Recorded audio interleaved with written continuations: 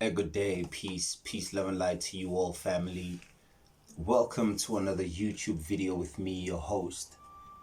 Now, on today's episode, it's been a minute. Yeah, let me just get comfortable there. It's been a minute that now, when we as a collective assess where we are individually, on a family wise, on a galactic level, we have to really analyze on many levels in order to understand where we are. So that's why today's video is specifically dedicated to the melanated one, you know, the Africoid, the African, the black person. It's dedicated to the story of the dark one.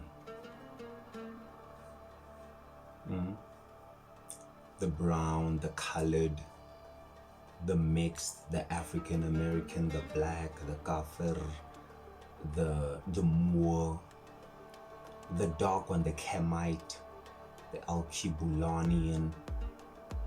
So it's dedicated to that side of human history, because what is mostly not looked upon in our history is the story of the melanated one, so the dark one. So hence today we're dedicating it, as we're going into this new year of 2023, we're dedicating the story to the dark one, because he too has a story. The black person actually has a story that is outside of the mind of the European and other races, because each race has a way that it defines another race. So we have only been described by other races, what we see on TV, the things we read at school, the books, who black people are unintelligent, have never discovered anything. So we only know our story from the mind of the European and other races. We don't know our story from our own perspective. So that's why you see a lot of melanated beings and individuals as black men and as black women. We are so separated and we fight over trivial things, because we've forgotten the most beautiful of the ancient things: love, kindness, patience, understanding, forgiveness, kindness, sharing, teaching, learning, recoding, remembering, all these things that we have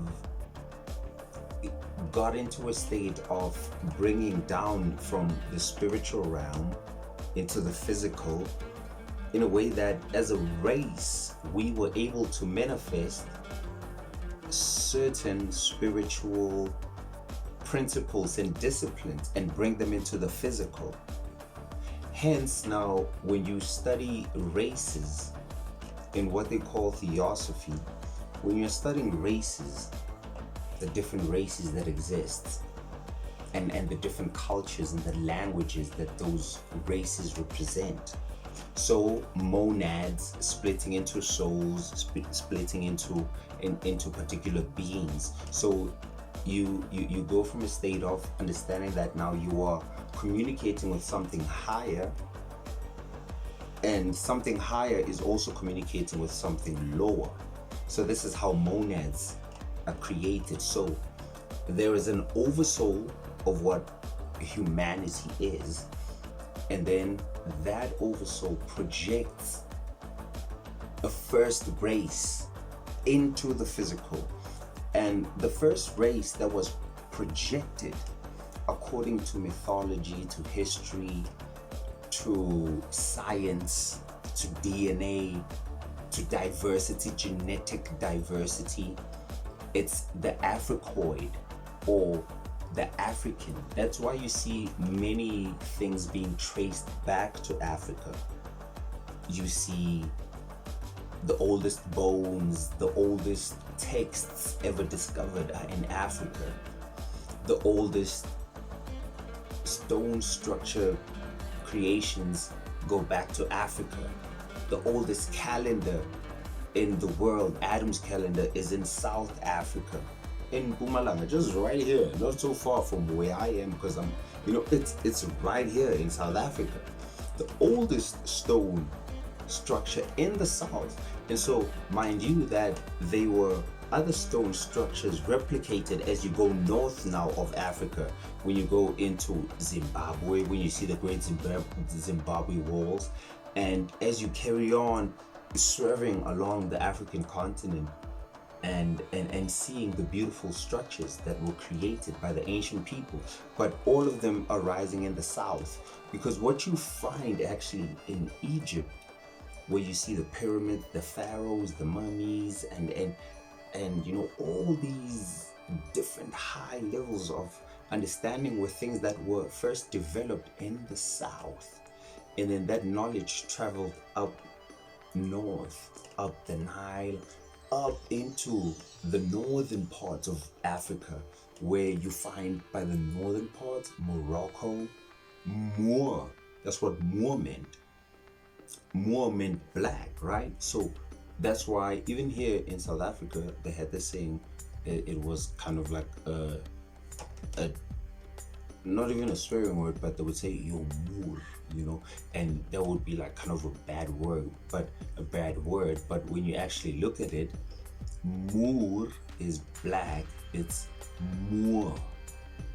So if you look up on Google the Moors, you'll find that they were a group of men or African people, just like how you'd have the Bedis, the Zulus, then the Beles, the Swiss, the French. It's different groupings. So what now has us not understanding the higher intelligence of who the African people are is that we are not told the cultural story, the individual story, and the species stories from a true perspective of who this particular people were and who they are now, and also who will they be, because who we were is being twisted and diverted. It's being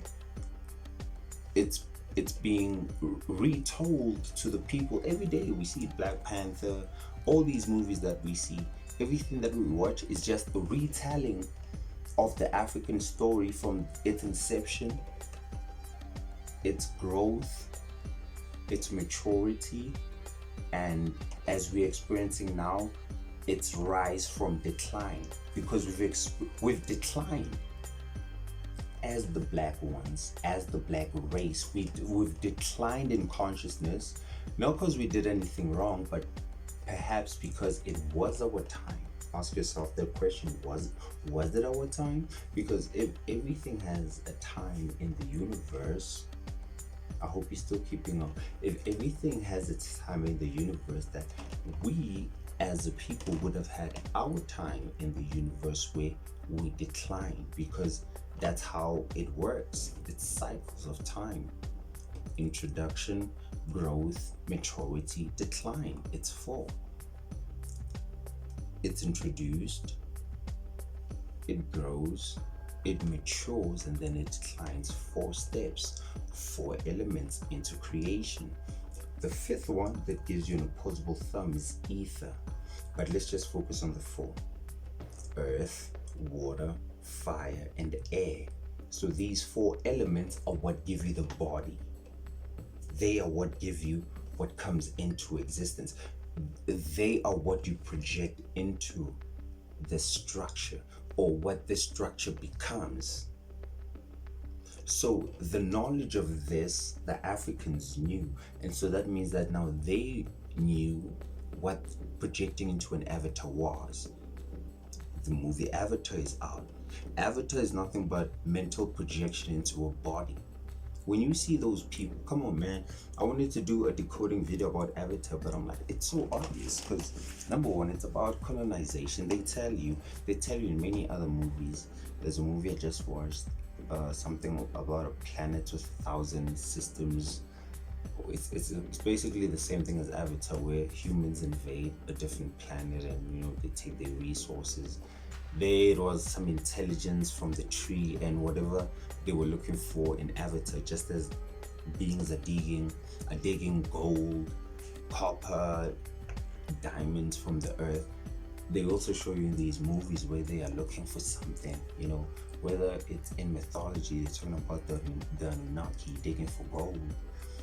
All of what we are doing as a collective species is digging externally for things that we know we have inside. Because when we find gold, diamonds, we sell them because we feel that, oh, now that I have this diamond or this gold, I'm better than the next person. But you're really not, because it's what we decide. We can easily say that this hat, this cap, is a baseball cap, or we could say it's a sun cap, or it's